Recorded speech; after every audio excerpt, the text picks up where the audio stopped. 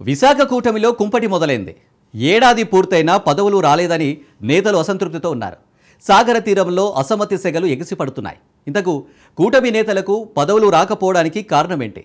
కోస్తా blowout రావడం నేతల మధ్య చిచ్చు పెట్టిందా? అసలు అక్కడి ప్రజలు ఏమనుకుంటున్నారు? Let's watch.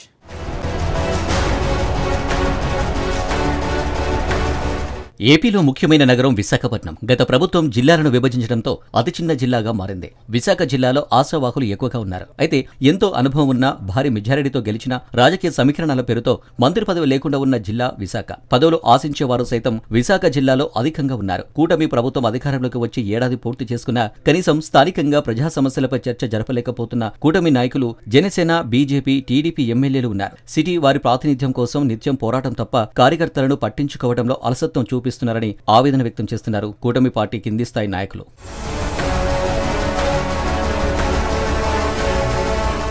కష్టకాలంలో పార్టీకి వెన్నుదన్నుగా నిలిచిన వారికి పదవులు కావాలంటున్నారు ఇక్కడి నేతలు. కూటమి గెలుపులో కీలక పాత్ర పోషించిన జనసేన కార్యకర్తలు పదవుల కోసం చూస్తున్నారు. అధికారం వచ్చినా అడుగడుగున అడ్డుపడుతున్నారని, పనులు జరగడం లేదని ఆవేదనకు గురవుతున్నారు. జనసేనలో ఎందరో పార్టీ కోసం కష్టపడిన వారు కూటమి కారణంగా సీటు త్యాగం చేశామంటున్నారు. సముచితం స్థానం కల్పించాలని ఎందరో ఆశపడుతున్నారు. కనీసం పదవి రాకపోవడంతో పార్టీలో అందరూ నిరాశగా ఉన్నారు. కందుల నాగరాజు, బొలిశెట్టి, శివశంకర్ లాంటి నాయకులు చాలా నిరాశకు గురవుతున్నారు. పదవి కోసం ఆత్రంగా చూడటం చివరకు నిరాశకు గురి కావడంతో జనసేనలో చాలా మంది బాధలు ఉన్నారు. బీజేపీ నుంచి ఒక్క ఎమ్మెల్యే గెలిచారు. అయితే ఒంటరిగా ముందుకు నడుస్తూ వెళ్లే విష్ణుకుమార్ రాజుతో విశాఖ బీజేపీ క్యాడర్కు అవకాశాలు ఉండవు. పార్టీ పదవులు కూడా కనీసం ఎవరికి రావని బాధపడుతూ కార్యకర్తలు నడుస్తూ ఉంటారు.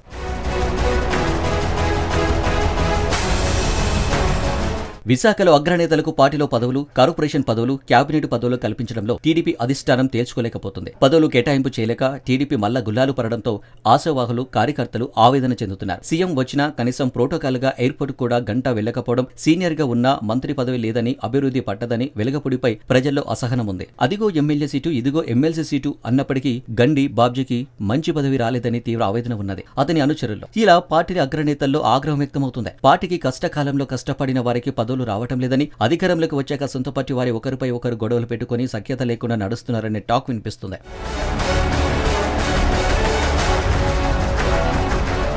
కూటమిలో ప్రతి పార్టీలో నేతలు వారి ఉనికి కోసం పాకులాడేవారే. అందుకే ప్రభుత్వం వచ్చే ఏడాది ముగిసినా, రోజులు గడిచినా వారికి పదవులు రాలేదనే అసహనం ప్రజల్లో కనిపిస్తుంది. జీవీఎంసీలో పట్టు కోసం, అవిశ్వాసం కోసం వైసీపీలో గెలిచిన వారికి తాయిలాలు అందించి జీవీఎంసీ స్టాండింగ్ కమిటీలో సభ్యుల కోసం మేయర్, డిప్యూటీ మేయర్ అవిశ్వాసం కోసం పెద్ద రాజకీయ హైడ్రామా నడిపారు. చివరకు డిప్యూటీ మేయర్ ఎన్నిక రోజు కూటమిలో విభేదాలు అనే సంకేతాలను ప్రజలకు ఇచ్చారు నాయకులు. BJP MLA Vishnukumar Raju, TDP MLA గంట అసహనం, గండి బాబ్జీకి జనసేన నాయకులకు వాగ్వాదం, డిప్యూటీ పదవి రాలేదని అసహనంతో ఎన్నికకు హాజరు కాని సభ్యులతో కూటమిలో లుకలుకలు బయటపడ్డాయి. ఇక నగర అభివృద్ధిపై విశాఖ నేతలు దృష్టి పెట్టిన ఘటనలు కనిపించలేదు.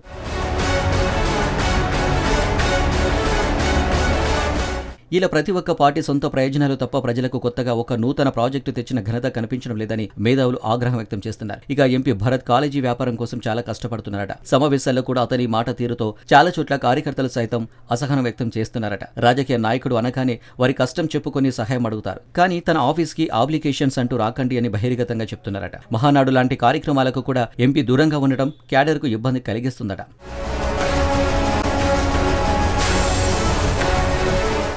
ఏపీలో కూటమి పాలన వచ్చి ఏడాది పూర్తి చేసుకున్న అగ్రనేతలలో సఖ్యత లేకపోవడంతో అభివృద్ధి సంగతి పక్కన పెడితే పదవుల కోసం జరగాల్సిన పనులు జరగడం లేదట. దీంతో విశాఖ పరిస్థితి ఏమవుతుందో అర్థం కావడం లేదని ప్రజలు ఆవేదన వ్యక్తం చేస్తున్నారు. మరి ఇప్పటికైనా విశాఖ నేతలకు ప్రాతినిధ్యం ఇచ్చి పదవులు ఇస్తారా లేదా వేచి చూడాలి.